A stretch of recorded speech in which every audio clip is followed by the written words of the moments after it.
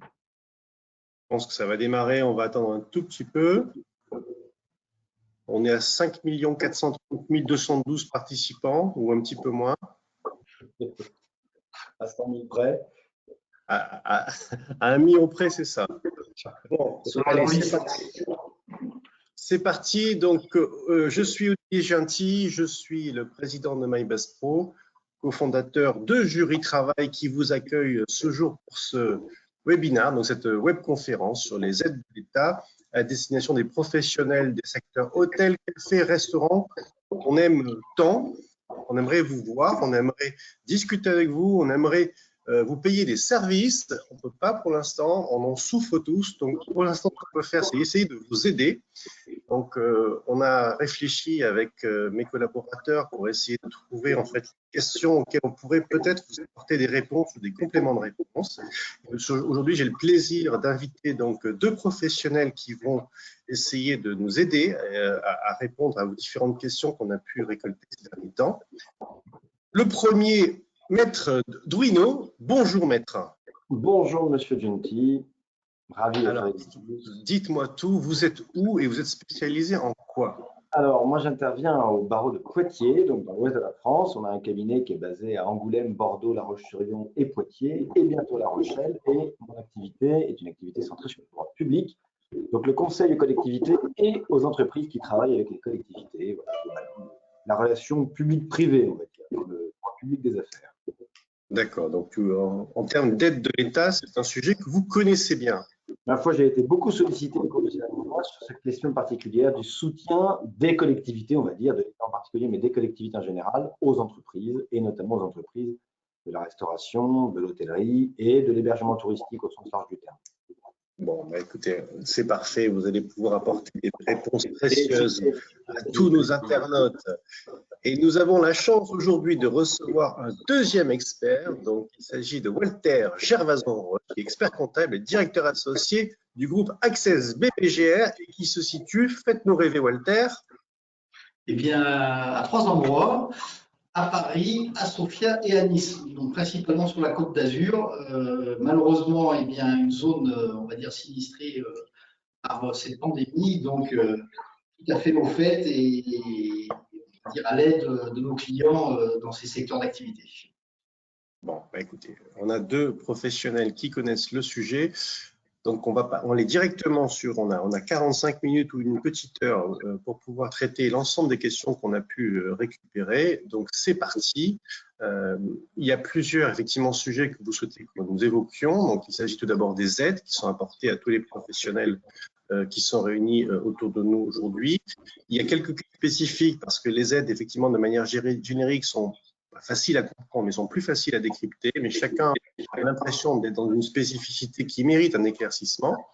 On va parler de fiscalité de ces aides, parce qu'in fine, eh bien, il y a peut-être des choses à faire. Et puis, quand on reçoit des prêts, des aides, on se pose la question peut-être un jour de les rembourser. Ce sera une bonne nouvelle. Ça veut dire qu'on aura réouvert et qu'on pourra nous tous, en tout cas, retourner dans ces cafés, hôtels et restaurants pour passer des bons moments. Donc, du coup, il va falloir rembourser ces aides et nous allons en parler aussi en toute fin de cette conférence. Donc, juste pour préciser que en backup de cette webconférence, nos juristes Alice et Alexandra sont présents pour vous orienter sur tous les contenus de Jury Travail qui pourront effectivement vous apporter des compléments d'information. Donc, n'hésitez pas à poser vos questions via la fenêtre de chat. Je ne suis pas certain qu'on vous répondra en tout cas en live, mais on gardera vos questions et on essaiera de vous répondre en mode asynchrone. Eh bien, c'est parti pour ces aides de l'État en 2021 pour nos hôtels, bars et restaurants, qu'ils soient à Poitiers, à Nice, Sofia ou à Paris pour Walter. La première question, elle est pour Maître Bruno parce qu'elle est générique, elle concerne votre domaine d'expertise. Il s'agit des aides de l'État sur ce secteur. Est-ce que vous pouvez en quelques mots nous faire un petit topo sur toutes les aides qui ont été octroyées par le gouvernement pour nos amis donc restaurateurs, barman et hôteliers, qu'ils soient hôteliers de plein air ou pas? Absolument. Dès le début de la crise sanitaire, donc on est au mois de mars 2020, il va y avoir malheureusement, j'allais dire, un an de cela, le gouvernement a pris la mesure de la difficulté qui allait être celle des hôteliers, restaurateurs et autres professionnels de l'hébergement et de l'accueil, et ont été déclenchées toute une série d'aide, une première salve, j'allais dire, d'aide, sur laquelle je ne reviendrai pas parce que justement, c'est le passé. Je crois que l'idée, c'est de s'actualiser ce qui se passe aujourd'hui en février 2021 par rapport à ces aides que l'État continue d'apporter, soit par la prolongation de dispositifs existants depuis mars 2020, soit par la création de nouvelles catégories d'aides. Et on va parler notamment de celles que les internautes ont posées sur les dispositifs de soutien à l'emploi des jeunes ou tout ce qui relève du dispositif de travail partiel, etc.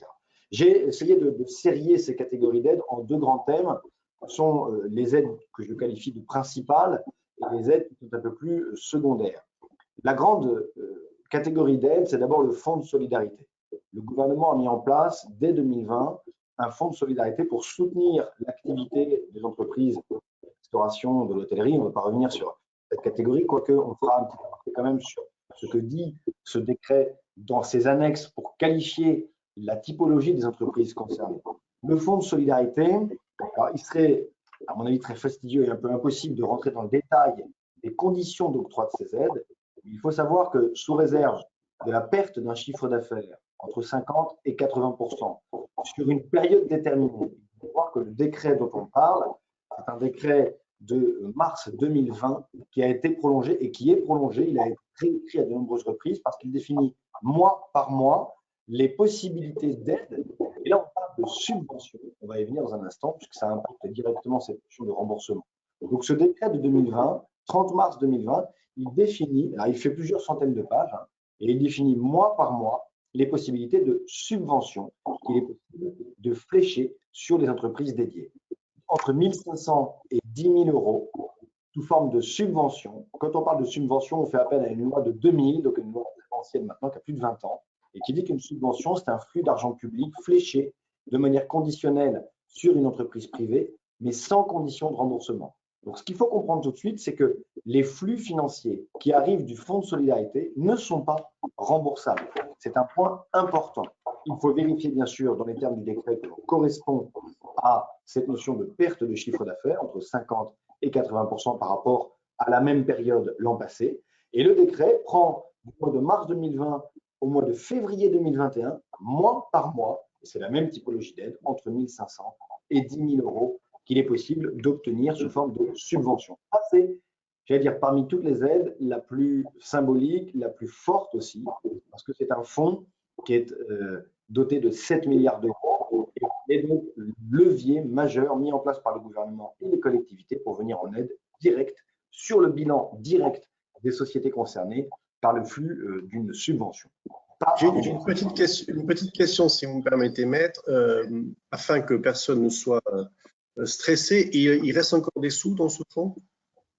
Alors, a priori, il reste encore des sous, puisque lorsqu'on se rend, et j'ai évidemment, en préparant cette petite conférence, fait un petit tour sur le site du ministère du Travail, on s'aperçoit qu'il y a encore de l'argent, ce fonds est encore doté, et le gouvernement communique beaucoup sur la faculté qui est celle des entrepreneurs de mobiliser ce fonds de solidarité. Et il le fait en insistant bien sur la qualification. Le décret évoque la notion de subvention. Et les juristes ont cette fâcheuse tendance à définir, et c'est plutôt même une qualité. Lorsqu'on regarde ce qu'est qu'une subvention, et on fait référence à cette loi du 12 avril 2000, la subvention, c'est un flux financier fléché de manière inconditionnelle, enfin inconditionnelle, pas tout à fait, de manière définitive mais conditionnelle. Ça signifie que si l'emploi de cette somme-là n'est pas utilisé à ce pourquoi il est pensé, eh bien, l'État peut réclamer effectivement le retour de cette somme-là. En gros, si on ne correspond pas dans les déclarations faites par l'expert comptable d'ailleurs, de la société, s'il s'avère que la réalité n'est pas là, eh bien sûr que ce flux subventionnel sera récupéré par l'État. Donc, axe majeur de l'intervention de l'État auprès des entreprises, le fonds de solidarité. Deuxième axe majeur, les exonérations de charges et les exonérations, là aussi c'est le caractère définitif, c'est comme une situation, on est exonéré d'un certain nombre de charges qui ne sont pas à payer et qui ne seront pas payées. Ça, c'est important. Et dans cette typologie, on trouve également les réductions ou les suspensions de charges. Et là, attention, grande nuance, parce que quand on est dans un phénomène de suspension, et bien comme son nom l'indique, ça n'est qu'une suspension. Il faudra, dans le cadre d'un plan d'appurement qui peut aller jusqu'à 36 mois, donc c'est quand même pas neutre, acquitter au final le montant de ces charges-là. Donc, il y a des catégories de charges qui sont actuellement totalement exonérées. Donc ça signifie qu'elles ne seront pas à payer jamais. Et il y a des catégories de charges qui sont suspendues, qui sont réduites, mais qui seront tôt ou tard à payer. On y reviendra bien sûr dans le code de cette conférence très naturellement. Et ça, c'est le deuxième axe de ce que j'ai appelé les aides principales. Et puis le troisième axe, c'est le PGE, le fameux prêt garanti par l'État. Là, il y a une évolution significative et très récente. Le PGE a été négocié entre l'État et la Fédération des organismes bancaires pour être possiblement reporté dans son remboursement d'une année. Ça signifie qu'on n'aura pas à rembourser ça avant l'été 2021, mais avant l'été 2022. Et ça, c'est un point qui est extrêmement important parce que ça diffère l'amortissement qui autrement se serait déclenché automatiquement sur 5 années. Si on diffère d'une année, il sera automatiquement déclenché pour 4 années. On sait que ça n'ira pas au-delà, mais c'est un axe majeur là aussi de ce que j'ai catégorisé comme étant les aides principales, dont je rappelle donc les 3 items, le fonds de solidarité, les exonérations ou suspensions de charges et le prêt garanti par l'État. Et puis pour terminer sur ce tableau rapide, les aides que j'ai qualifiées de secondaires, eh bien, c'est effectivement ce qu'on avait appelé le chômage partiel et qui s'appelle désormais l'APLD, l'activité partielle de longue durée. C'est un dispositif qui, là encore, est en cours, qui a été mis en œuvre par les services de l'État pour venir soutenir l'activité, permettre le maintien de l'emploi. Il est conditionné, c'est pour ça qu'il s'est un peu plus complexifié, si je puis dire, à la signature d'un accord collectif définissant d'établissement ou d'entreprise. Donc, il y a une logique de droit social, j'allais dire, et du droit de la sécurité sociale. Cette APLD, activité partielle de longue durée, est donc soumise à la conclusion d'un accord d'entreprise ou d'un accord d'établissement. C'est une première catégorie d'aides que j'ai qualifiée de secondaire. Les 2 autres catégories d'aides secondaires sont les aides à l'embauche, ce fameux dispositif qui va venir, et ça correspond à une des questions d'un des participants qui se demandait si ce dispositif de 4 000 € pour les embauches de moins de 26 ans allait être prolongé au-delà du 31 mars. A priori, non. Je parle un petit peu au conditionnel parce qu'en l'état actuel, aujourd'hui, 23 février 2021, on s'aperçoit qu'au 31 mars 2021, cette aide prendra fin. Il n'est pas exclu de penser, puisque les choses sont quasiment changeantes de jour en jour, en tout cas de semaine en semaine, que ce soit prolongé. Mais c'est un dispositif d'aide secondaire qui n'est pas négligeable et qu'il faudrait mobiliser très rapidement, puisqu'on arrive à la fin de ce dispositif. Et enfin, sur les loyers, et ça correspond là aussi à une préoccupation majeure de nos auditeurs et de nos participants, c'est normal. Il n'y a pas de dispositif spécifique mis en place par l'État et c'est normal parce qu'on est dans le cadre d'un contrat de droit privé entre des bailleurs et des preneurs. Ce qu'a dit l'État, c'est que au terme de la loi la loi de finances rectificative, dans son article 14, en décembre 2020, a prévu qu'il y avait un moratoire de 2 mois à compter de la date à laquelle les mesures de police administrative cesseront. Ça signifie que tant que l'urgence sanitaire continue, on ne peut pas être sous le coup de pénalité de retard, sous le coup d'expulsion, sous le coup de prise de garantie personnelle, cautionnement, nantissement, mais il faut payer son loyer. Et ça, c'est jugé désormais. Les juridictions commerciales et civiles ont été saisies depuis déjà de nombreux mois de questions entre bailleurs et preneurs. Le principe a été posé selon lequel la force majeure, qu'on appelle le fait du prince, la décision de l'État, n'avait pas d'impact sur la nécessité d'exécuter de bonne foi le contrat de bail qui lie un bailleur à un preneur. Donc, l'aide secondaire, je l'ai qualifiée comme ça parce que l'État ne peut pas dire il n'y a plus de loyer, messieurs les bailleurs, vous oubliez vos loyers. Non. Il nous dit simplement, messieurs les bailleurs, vous ne pouvez pas poursuivre les preneurs, vous ne pouvez pas poursuivre celui qui est titulaire d'un bail commercial pour un restaurant, un bar, que sais-je, mais vous pouvez simplement exiger son paiement, ne pas le mettre dehors s'il ne paye pas tant qu'il y a l'urgence sanitaire, et 2 mois après la fin de cette période d'urgence sanitaire, il pourra y avoir des mesures classiques d'expulsion, de prise de caution solidaire, de garantie à l'égard de ceux qui occupent les lieux. Je termine ce propos introductif. On est au cœur de l'actualité puisque la loi qui vient de prolonger l'urgence sanitaire est du 15 février 2021. Il faut se rappeler qu'il y a eu 2 prolongations de l'état d'urgence sanitaire et il est heureux que nous puissions tenir ce webinaire aujourd'hui, 23 février, parce qu'on est au cœur de l'actualité. L'urgence sanitaire devait prendre fin le 16 février. On aurait tous été, M. Giunti, vous le rappelez, très heureux de pouvoir reprendre le chemin des bars et des restaurants et des hôtels dans de bonnes conditions, des conditions normales. C'était prévu pour le 16 février, malheureusement c'est illusoire. On est maintenant prolongé jusqu'au 1er juin 2021. Ça, c'est une nouvelle extrêmement importante. L'urgence sanitaire a été prolongée par une loi du 15 février 2021 jusqu'au 1er juin 2021. Voilà pour ce tableau rapidement brossé de la situation des aides actuellement en France. Alors là, j'ai quand même plein de questions. Déjà, rassurez-moi, c'est pas parce qu'ils ont prolongé jusqu'au 1er juin que de manière définitive, on ne verra pas un petit café en terrasse avant le 1er juin. Non, effectivement. Comme je vous le disais tout à l'heure, je crois qu'avec M. Gervasson, on partage la même approche. Les choses évoluent de semaine en semaine, voire même de jour en jour parfois. Donc, cette loi, je pense, est une loi prudente. L'État a dû, à de nombreuses reprises, proroger l'état d'urgence sanitaire, dont on sait qu'il est très fortement attentatoire aux libertés individuelles. Donc, c'est forcément exceptionnel. Je pense que par mesure de précaution, ils sont allés assez loin. On peut raisonnablement penser que le jour où cette situation épidémique s'améliorera, on peut par une loi reprendre ce que la loi a fait. Donc, réduire tout ça dans le temps. Alors, revenons sur le premier sujet qui concerne les subventions. Moi, je me mets à la place d'un restaurateur. Au début, je n'ai pas pris, j'avais un peu de trésor, donc je ne connaissais pas. Je suis arrivé un peu en retard sur le truc. Je n'ai pas sollicité les subventions. Est-ce que je peux le faire maintenant, même si je n'ai pas bénéficié de ces subventions dans les tout premiers mois du dispositif? Et si je ne l'ai pas fait, est-ce que je peux le faire de manière rétroactive? Et dernière question, est-ce que j'ai pu le faire à un moment donné, arrêter et le refaire à un autre moment? Enfin bref, est-ce que la subvention est assez souple pour pouvoir répondre à ces différentes problématiques ou pas? Oui, absolument. Je réponds par l'affirmative à votre question. Le décret dont j'évoque l'existence, c'est le décret numéro 2020-371 du 30 mars 2020. Donc, c'est vraiment un décret fondateur, j'allais dire, puisqu'il a été pris dès le début de la crise sanitaire et il a été actualisé de mois en mois. Et il faut savoir qu'effectivement, il fait plus de 300 pages. Ce n'est pas pour le bonheur d'écrire, c'est parce qu'à chaque fois, on a empilé mois par mois quels étaient les droits des entrepreneurs concernés par cette cessation d'activité. Donc, on raisonne mois par mois. Et si, sur un mois, on correspond aux conditions, perte de chiffre d'affaires comprise entre 50 et 80%, moins de 250 salariés, il y a des conditions qui sont très simples à identifier.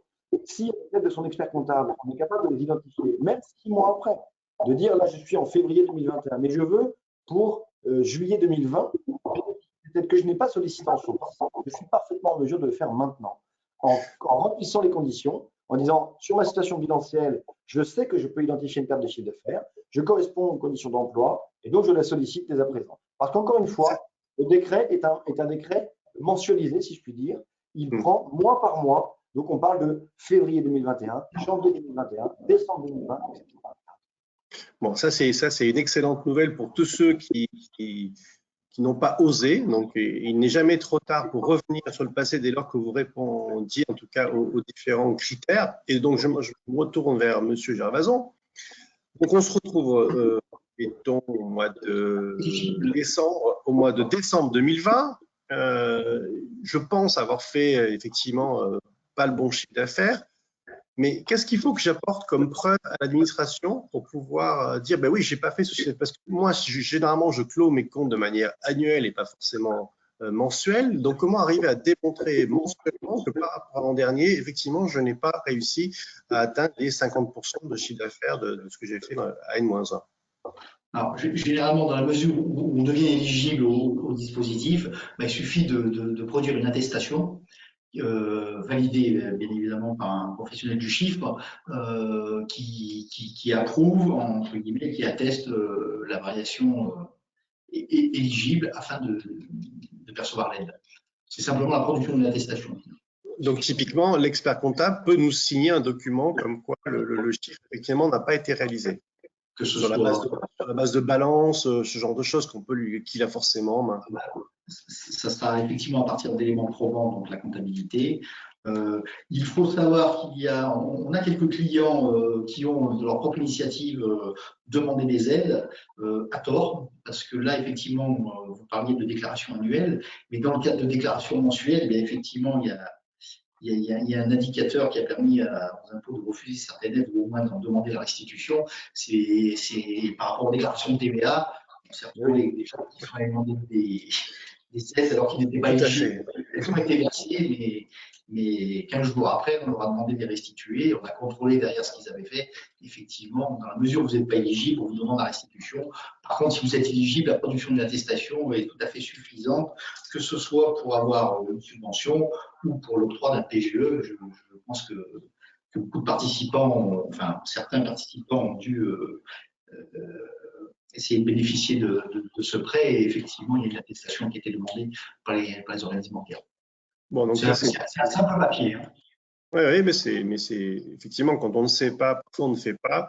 Donc là, il suffit effectivement que vous puissiez, alors grâce à ce que m'a dit Maître Bruno, on peut remonter dans le passé jusqu'effectivement au début de la période de crise. Donc ça, c'est une excellente nouvelle. Et il suffit d'appeler son comptable ou son expert comptable pour avoir un justificatif probant pour demander autant de subventions qu'on est éligible au mois le mois, si j'ai bien compris le dispositif. Donc ça, c'est plutôt une excellente nouvelle. Il y avait un deuxième thème qui était intéressant, Maître, c'était celui concernant les exonérations.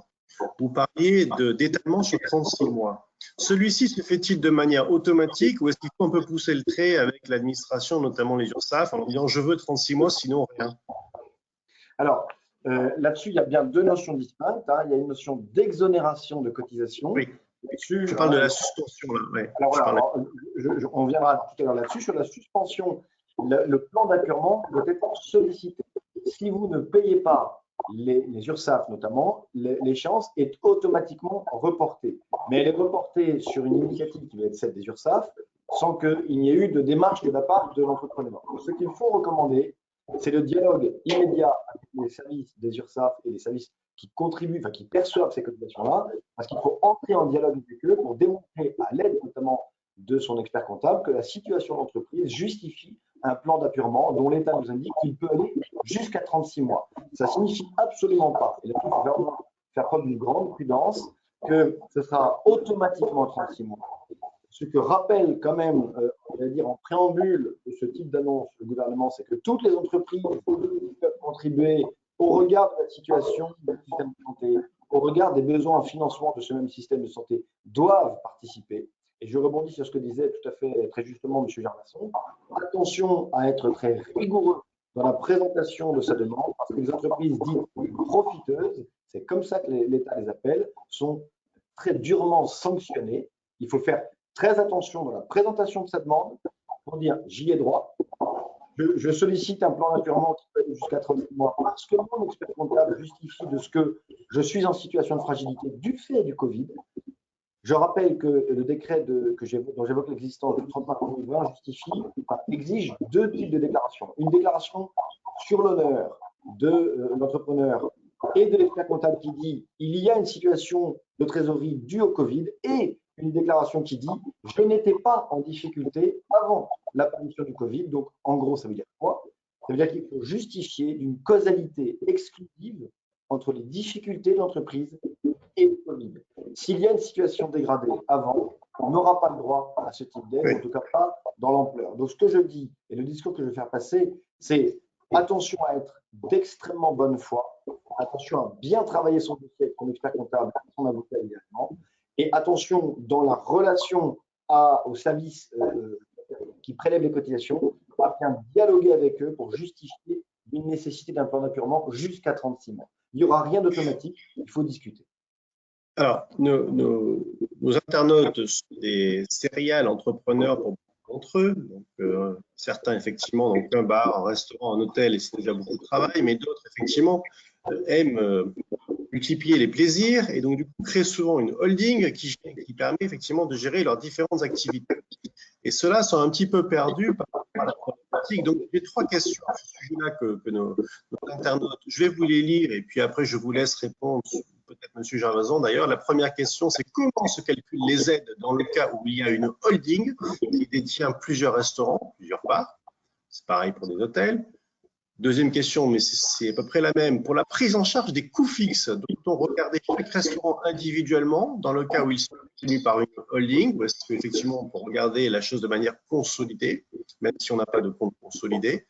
Troisième question, comment sont calculées les charges fixes au titre de l'aide du gouvernement à hauteur de 70% quand nous avons des structures qui remontent à une holding avec des gros coûts fixes à dispatcher sur chaque filiale? Bref, on est quand même toujours dans la même problématique. J'ai plusieurs entités, j'ai plusieurs campings, j'ai plusieurs hôtels, j'ai plusieurs bars, j'ai plusieurs restaurants ou un mix de tout ça. J'ai créé une holding parce que c'était plus simple, mais du coup, est-ce que j'ai droit à rien? Ou est-ce que j'ai droit individuellement à quelque chose? Comment vous aborderiez la problématique avec l'un de vos clients s'il venait avec ces questions? Cher monsieur Gervazon. Alors, en essayant d'être très pragmatique, dans la mesure où effectivement les annonces qui ont été faites assez récemment, on va dire, sont un peu dans l'aspect opérationnel. Aujourd'hui, ce dont on est sûr, c'est que les aides sont accordées par entreprise. Donc, il y a une holding ou pas, la holding est les propriétaires de filiales, donc on a une entité juridique. Il est clair que dans le cas d'une holding, c'est un groupement de sociétés. Certaines conditions d'éligibilité font que l'ensemble des sociétés sœurs doivent respecter les seuils. Ça, c'est par rapport au nombre de collaborateurs. Au niveau de l'aide qui est attribuée donc, pour chaque entreprise, au niveau des frais fixes, ben, la holding va les redescendre et les imputer à ses filiales. Donc, à partir de là, si on garde les mêmes clés de répartition qu'on avait les années précédentes, on doit être en mesure de dire voilà quelles sont les charges fixes, bien qu'elles sont connues certaines fois et principalement en fin d'exercice, d'essayer de faire une approximation en disant voilà ce qui est réparti généralement. Au prorata du chiffre d'affaires, c'est ce qui a été fait. Aujourd'hui, il n'y a plus de chiffre d'affaires. On va garder le même principe, puisque comme son nom l'indique, elles sont fixes et on va garder ces clés. À partir de là, l'aide sera demandée par l'entité juridique elle-même, tout en sachant que normalement les plafonds s'appliqueront pour le groupe. Donc c'est là où on sait qu'il y aura une aide donnée individuellement, mais qui sera plafonnée, notamment, alors là, on parle des grosses structures, on n'a pas eu le cas aujourd'hui, à savoir des 3 millions d'aides pour les entreprises qui font plus d'1 million de chiffre d'affaires par mois. Il y aura une aide plafonnée de 3 millions du 1er janvier au 30 juin. Mais là, la seule chose qu'on ne sait pas, par les modalités de calcul, c'est à savoir si cette aide sera par entité pour le groupe global. À mon avis, c'est pour le groupe global, hein, puisque les charges fixes seront réparties au niveau des filles. Je ne pense pas qu'on puisse excéder les 3 millions d'euros de remboursement de ces charges fixes par rapport au groupe. J'espère avoir été clair, mais globalement, on va dire qu'il faut prendre les mêmes clés de répartition que l'on avait l'année d'avant et se baser dessus, en sachant qu'il pourrait y avoir un ajustement si jamais les charges fixes étaient amenées à diminuer. Un ajustement. On parle pas des subventions, parce que les subventions, pour le coup, elles sont délivrées dès lors que c'est une personne physique qui tient la société, ou je me trompe là-dessus? Non, ça sera la société, elle sera attribuée à la société. Oui, absolument. Les subventions dont on parle, hein, les subventions issues du Fonds de solidarité sont dévolues aux sociétés qui le sollicitent. Et je rejoins ce que dit M. Gervazon, on raisonne société par société, même si effectivement, dans des conditions que pour l'instant on ne connaît pas très bien, au niveau des groupes, il y aura effectivement un seuil au-delà duquel le niveau d'aide ne pourra pas être attribué. D'accord. Parce que bien se greffer aussi là-dessus, et on n'a pas évoqué le sujet, mais il y a des subventions européennes, donc tout ça, honnêtement, on ne maîtrise pas encore par rapport aux chiffres qui sont annoncés et par rapport à ce qui est imposé par la Commission européenne. Donc là, je ne sais pas trop les plafonds aujourd'hui du décret, comment ils s'imbriquent après au niveau européen. Il y aura certainement des ajustements, je pense, de toute façon, la personne est capable aujourd'hui de se prononcer sur le sujet. Question toute simple, les hôtels qui ont été fermés pendant le mois de décembre, le mois de janvier par exemple, ou avant, mais qui malgré tout continuent à prendre des réservations pour l'été 2021, on considère qu'ils sont fermés ou qu'ils ne sont pas fermés? Ils sont actuellement fermés et ils réaliseront un chiffre d'affaires futur. Donc, le chiffre d'affaires, donc les prises de commandes qu'ils font au mois de décembre ne sont pas considérées dans le chiffre d'affaires du mois de décembre. Ah non, comme le nom l'indique, la prestation n'est pas livrée. Non, mais on est d'accord. Il n'y a pas de chiffre d'affaires facturé. Les prises de commandes, vous pouvez continuer effectivement à faire des. Il n'y a pas de TVA, il n'y a rien, parce qu'effectivement, il n'y a pas de prestation encore réalisée. Donc, on est sur cette logique de non-réalisation d'une prestation. c'est plus compliqué pour pouvoir commander des cafés à horizon 6 mois, mais pour les hôtels, ça fonctionne en tout cas. Il y a une question aussi d'un des internautes qui correspond au découpage. Là, on parle effectivement des holdings, mais au sein même d'une société, typiquement, un de nos internautes nous dit, moi j'ai un bar tabac. Donc forcément, le bar il est fermé, mais le tabac il est ouvert. Donc du coup, est-ce que je peux bénéficier d'aide, même si en fait une partie de l'activité continue à tourner et l'autre partie en fait m'est interdite? À partir du moment où on se situe dans la même société, qui a plusieurs activités, mais qui est bien dans un seul et même réceptacle, si je puis dire, le même véhicule juridique, on va dire, qui a bar, tabac, PMU, vente à emporter, que sais-je, eh bien, s'il y a un chiffre d'affaires qui est réalisé, on va raisonner exactement comme en matière de sollicitation d'aide classique, le décret du 30 mars 2020. Est-ce que mon chiffre d'affaires comparé aux années et aux mois précédents dans la même situation est inférieur de 50%, 60%, 70%?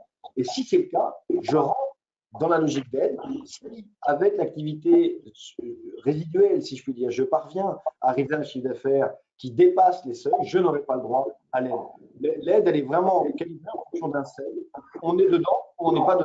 C'est vraiment un effet. Alors, c'est bête comme des mathématiques, j'allais dire, mais soit vous êtes en deçà de 50% de chiffre d'affaires et vous n'y avez pas droit, soit vous êtes au-delà et vous y avez droit. Donc, l'activité résiduelle d'une société, on va scanner cela, si je puis dire, avec l'aide de son expert comptable pour savoir si la production du chiffre d'affaires permet de rentrer dans les critères d'évolution du niveau. Bon, j'ai une autre question, mais celle-ci va être facile à répondre. Quelqu'un qui se pose des questions sur la restauration rapide, est-ce qu'elle est spécifique ou pas? Je ne pense pas. La restauration rapide. Non, là-dessus encore, vous allez dire que je me répète, mais mon décret du 30 mars 2020, il est bien écrit, il est très actualisé et il dispose de 3 annexes. Et ces annexes, elles sont intéressantes parce qu'elles définissent de manière très précise les activités concernées. Lorsqu'on regarde les annexes, je lis très rapidement, la première d'entre elles, c'est les téléphériques et remontées mécaniques. Bon, c'est pas l'anecdote, mais important. C'est pas une anecdote, justement. Hôtel et hébergement touristique, terrain de camping, restauration traditionnelle, cafétéria, restauration de type rapide. C'est clairement indiqué dans la rubrique 7. Alors, je ne vais pas toutes vous les lire, il y en a plus de 300. Mais non, mais donc, mais la réponse, elle est fournie par le décret de manière limpide. La restauration rapide est totalement concernée par les dispositifs d'aide. Ça veut dire, pour revenir sur votre question, M. Gentil, que si ce restaurateur continue d'avoir une activité avec le click and collect, avec une petite activité qu'il parvient à retenir, si son chiffre d'affaires se compresse dans les proportions qui correspondent au dispositif du décret, malgré la continuation de son activité, il a le droit à l'aide en question. Donc, vous pouvez continuer à travailler, mais on s'arrête à 50%. Donc, absolument. On va s'intéresser à l'évolution de votre chiffre d'affaires. On baisse le rideau à 50%. Bon, en tout cas, c'est pas très rigolote, malheureusement. Est-ce qu'il y a une particularité dans la particularité? Donc, là, on est dans le secteur de l'hôtellerie, des restaurants et des bars. Est-ce qu'il y a une particularité au sein de ce secteur dans les dom-toms? Pardon, excusez-moi, je n'ai pas dit. Dans les dom-toms, est-ce qu'il y a une particularité pour ces acteurs-là? Dans les dom-toms, il n'y a pas de singularité, à une condition près quand même, c'est que l'urgence sanitaire ne s'applique plus du tout partout. En Guyane et à Mayotte notamment, il n'y a plus d'urgence sanitaire. Donc ça, c'est une singularité importante parce que ça signifie que le dispositif d'aide cesse par conséquent à compter de la date à laquelle l'urgence sanitaire a elle-même pris fin. C'est la seule singularité parce que pour le reste, en dehors bien sûr de l'adaptation de la monnaie, je pense évidemment à la Polynésie française, il n'y a pas de singularité particulière. L'aide est développée de la même façon dans les dom-toms et en métropole. D'accord. Petite question rapide, réponse rapide concernant les taxes audiovisuelles, puisque nos hôtels et restaurants sont fermés. Est-ce qu'on les paye encore ou est-ce qu'elles sont suspendues? Est-ce qu'elles sont exonérées? Quel est votre… Alors, là-dessus, malheureusement, ce dispositif fiscal ne bénéficie d'aucune exonération. Il n'y a strictement il y a aucun dispositif là-dessus. La taxe audiovisuelle, elle est due non pas en raison d'une activité ou pas d'activité, elle est due en raison de la détention d'un appareil qui diffuse de la télévision. Donc, c'est l'article 1605 du Code général des impôts. Et comme tout ce qui relève du Code général des impôts, j'allais dire, c'est automatique et c'est souvent pas du tout soumis à interprétation. Vous avez un appareil qui diffuse de la télévision à destination de vos résidents. Bien sûr, il y a des dispositifs d'abattement en fonction du nombre d'appareils détenus, mais ça, c'est l'application classique de l'article 1605. Aucun impact de Covid-19. Vous avez un appareil, vous payez. Après, il y a une logique, il faut bien que la subvention serve à quelque chose, donc elle sert à payer ces charges incompressibles, notamment donc, ces taxes-là, les loyers qui ne sont que décalés. Donc, si vous pouvez les payer, payez-les, parce que tous les bailleurs ne sont pas des gens extrêmement riches. Ils ont aussi des problèmes qu'on pourra adresser dans un autre webinaire. Donc, utilisez vos subventions pour essayer d'honorer vos charges. C'est ce qu'il faut faire, je pense, pour qu'on soit tous solidaires dans cette difficulté. Et donc, il est temps d'aborder le deuxième thème, qui est un peu plus technique. Et donc là, Monsieur Gervason, je pense que ça va être bientôt à vous. Donc, on parle de fiscalité des aides. Il faut être simple, Monsieur Gervason, c'est compliqué, la fiscalité. D'un point de vue général, qu'en est-il s'agissant donc de la fiscalité, de ces exonérations, de ces subventions?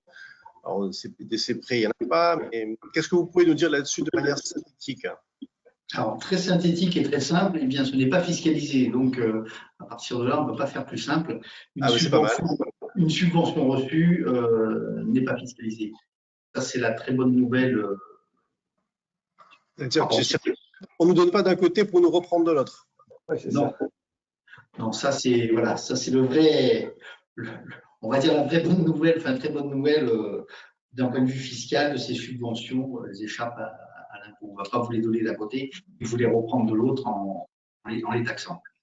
Non, après, en ce qui concerne les exonérations, bon, bah là, comme son nom l'indique, on ne va rien nous donner, mais par contre, on ne paiera rien. Voilà, là, c'est complètement neutre. Et ensuite, en ce qui concerne les financements, bah, les prêts, là, il n'y a pas de déductibilité, c'est un remboursement étalé dans le temps avec des taux préférentiels. Mais ça a juste un impact sur la trésorerie, mais pas sur le résultat fiscal. Pour une fois que la fiscalité est simple, on ne va pas s'en priver. On ne va pas s'en priver. Je reviens sur les trois dispositifs qu'avait évoqué Maître Brugnon au tout début. Donc, et notamment sur le troisième, sur le PGE, moi j'avais un petit commentaire, si vous me permettez, Maître, c'est que oui, c'est prolongé d'un an, mais il ne faut pas louper, si vous avez déclenché un PGE il y a 6 mois, ou il y a 8 mois, ou il y a presque 12 mois, il ne faut pas louper les quoi. C'est 2 mois avant qu'il faut signaler sa banque, ou sinon la banque, en fait, elle ne va pas être sympa, elle ne va pas le prolonger naturellement d'un an, je crois.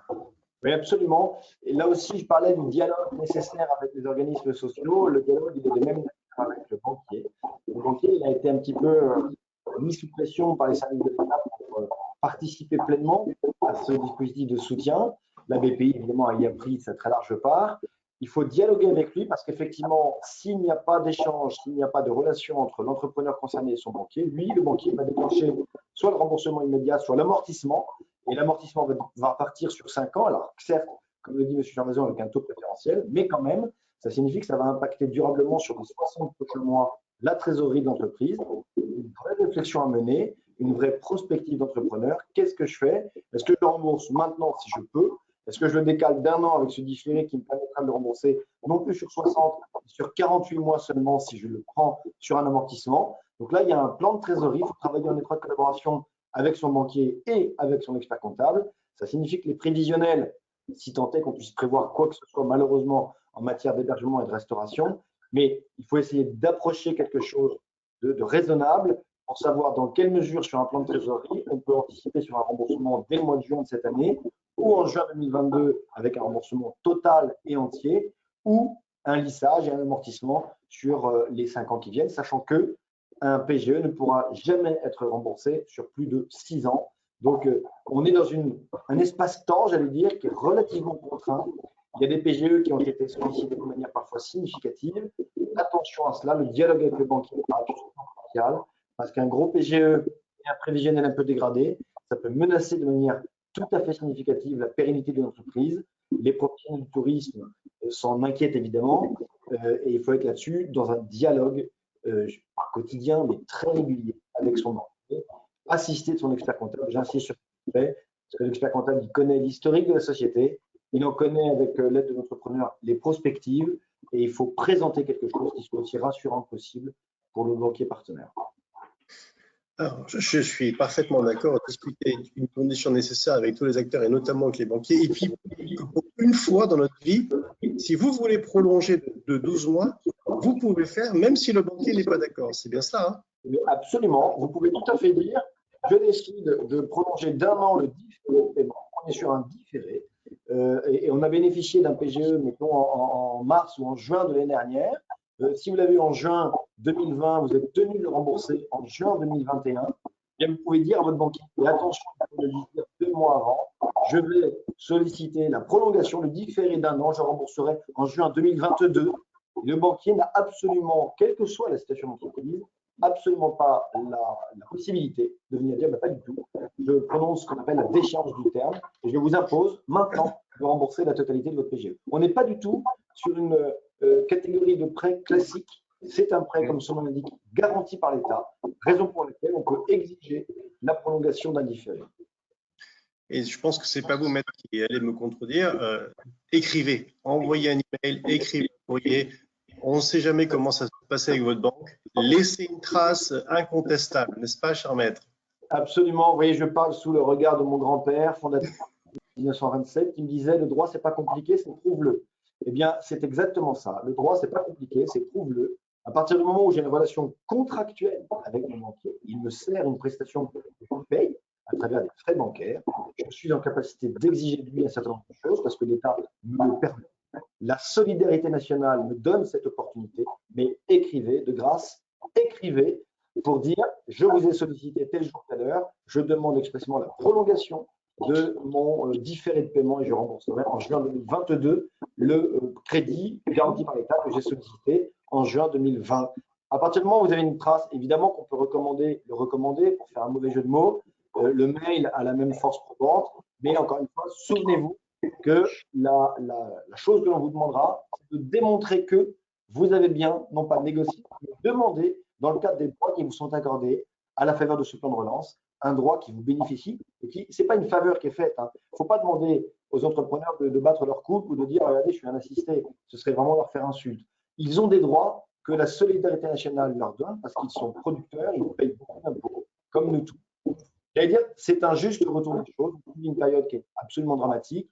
L'État, parce qu'il a conscience du fait qu'il faut maintenir ce tissu économique, c'est crucial pour le maintien de l'État lui-même, nous dit c'est l'État, donc les Français qui font cette offre-là, et le banquier n'a pas à en discuter. Mais il faut prouver.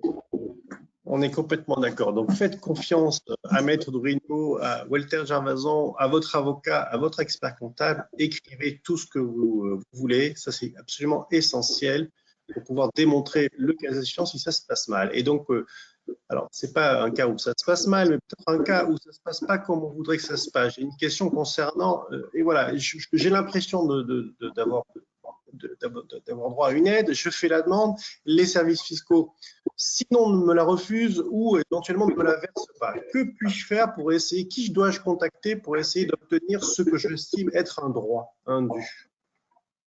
Walter, peut-être? Alors, c'est une bonne question. On n'a pas été confrontés, nous, de manière pratique à ce cas-là.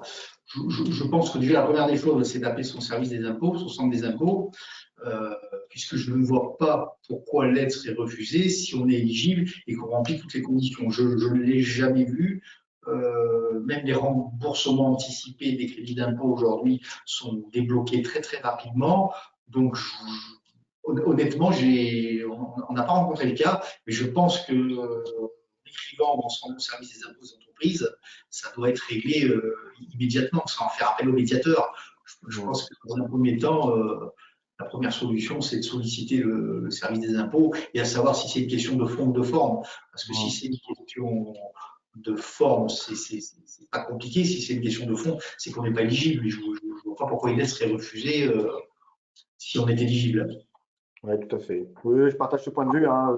J'allais dire, c'est assez basique. Soit on y a droit, soit on n'y a pas droit. Attention à la problématique de forme, hein, parce que le décret du 30 mars 2020 édicte quand même un certain nombre de formalités à respecter. Elles ne sont pas très nombreuses et pour une fois, ce n'est pas trop compliqué. Là encore, hein, l'assistance d'un expert comptable indispensable. Ponctuellement, un avocat, pourquoi pas, mais j'allais dire là, je vais être très sincère, ce n'est pas nous qui sommes les plus indispensables, c'est véritablement l'expert comptable qui doit rédiger l'attestation qui justifie de ce que la situation d'entreprise, encore une fois, je le répète, est exclusivement liée au Covid et ne procède pas de difficultés antérieures. Et elle est décrite par une compression du chiffre d'affaires qui correspond au point de l'éligibilité. Écoutez, un grand merci à tous les deux. Donc, je pense que vous représentez deux professions qui ont accompagné les entreprises en difficulté pendant cette longue période, trop longue d'ailleurs, qui va malheureusement encore durer un petit peu de temps. Merci de vos éclaircissements. Moi, j'ai appris plusieurs choses. Donc, j'ai déjà appris quelque chose, maître, c'est que c'est pas parce que je me réveille en février 2021 que je n'ai pas le droit à une aide en mai 2020. Donc ça, c'est essentiel. Donc, chers internautes, il est jamais trop tard pour demander une aide, une subvention. Donc n'hésitez pas, n'ayez pas peur.